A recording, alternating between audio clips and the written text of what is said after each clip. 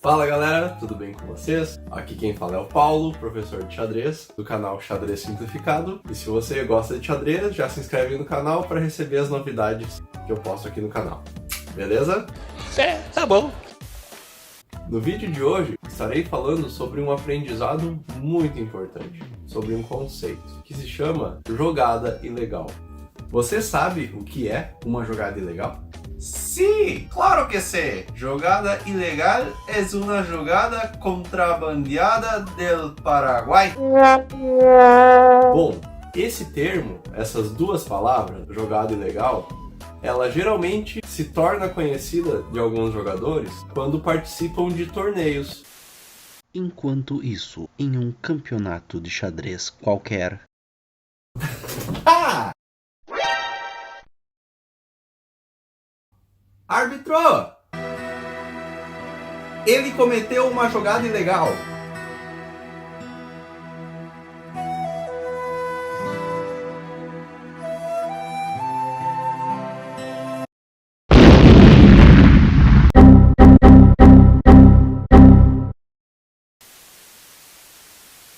Bom, uma jogada ilegal no xadrez é todo o movimento que não existe no xadrez. Como assim? Todos vocês já sabem o movimento da dama, e o movimento do cavalo, e o movimento das demais peças. Vamos supor que um jogador faça esse movimento com o seu bispo. O bispo está na casa escura, e aí ao movimentá-lo, olha aqui o que eu faço. Escura, escura, escura, branca. Em um determinado momento, eu movi o bispo da forma errada. Isso chama-se jogada ilegal. O bispo não se movimenta dessa forma. Ele deveria ter continuado na casa escura. Ou, por exemplo, vou mover meu cavalo 0, 1, 2, 3 para o lado.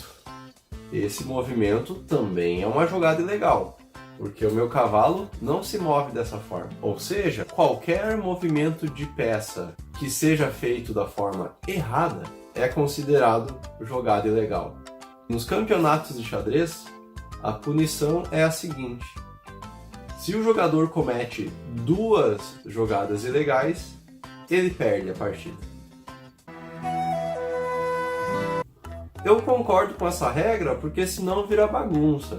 Vamos supor que o seu adversário cometa, sei lá, 20 jogadas ilegais. Haja paciência, né? Então, nos torneios, caso o jogador cometa 2 jogadas ilegais, ele perde o jogo. Porém, agora vem a situação mais importante e a que gera mais polêmica entre quem está começando. Alto índice de tretabilidade. É a vez das brancas agora, e as brancas jogam bispo B5 cheque. Bispo está dando um cheque no rei negro. Porém, o jogador de negras não reparou na jogada do adversário e fez uma outra jogada qualquer. Cavalo F6, por exemplo.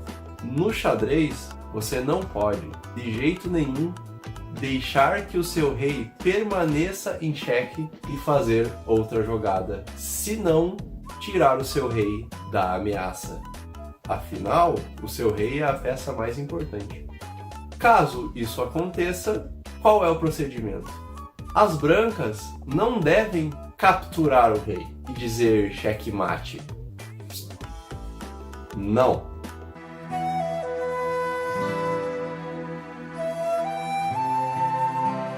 Qual é o procedimento correto? As negras deverão voltar a sua jogada e fazer uma jogada que tire o seu rei do cheque. E aí ficará anotado que as negras cometeram uma jogada ilegal. E caso cometam a segunda jogada ilegal, elas perdem o jogo.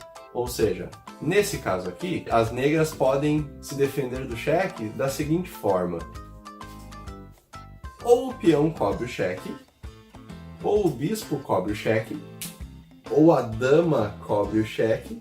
Não é uma jogada boa, porque o bispo vale menos que a dama. Ou mover o rei para E7. Mas essa jogada também não é muito boa, porque o rei, que é a peça mais importante, vai ficar vulnerável a ataques do adversário. 4 maneiras de você defender o cheque e apenas 2 são satisfatórias. E aí já começa a parte interessante do xadrez, que é justamente a tomada de decisão. E dependendo da jogada que você fizer, a partida vai tomar um rumo completamente diferente. Você nunca vai jogar uma partida igual. Pois bem, se eu não posso capturar o rei, como é que eu faço para ganhar uma partida de xadrez?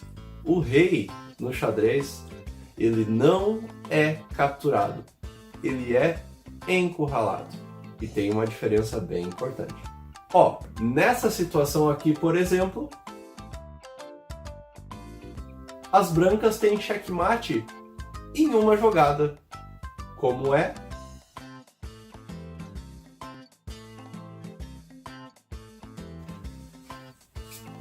Dama captura F7 checkmate. Por que que é checkmate?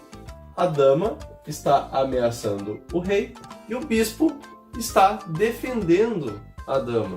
Ou seja, a diferença, mais uma vez, entre cheque e checkmate. No checkmate, o rei não tem escapatória. E no cheque, o rei tem escapatória.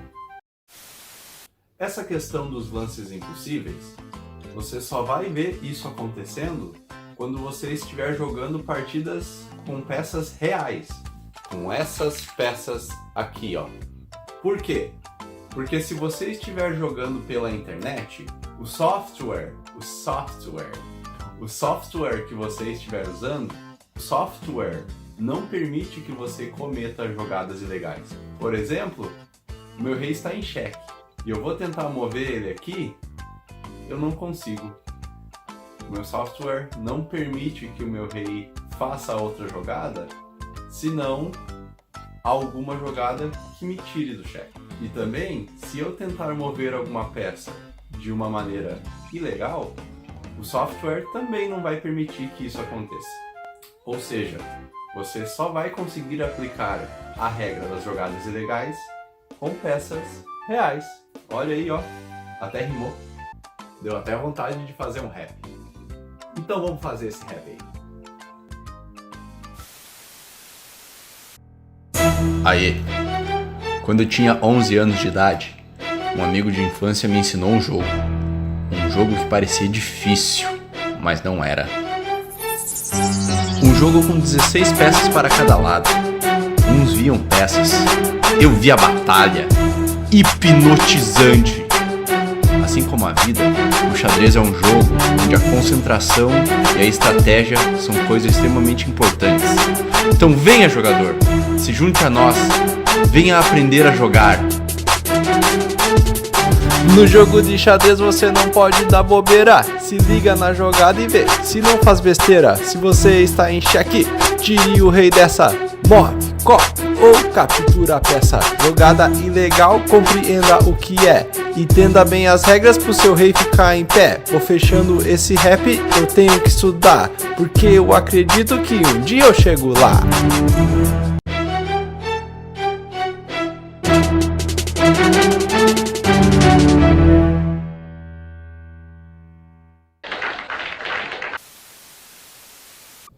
Beleza, galera?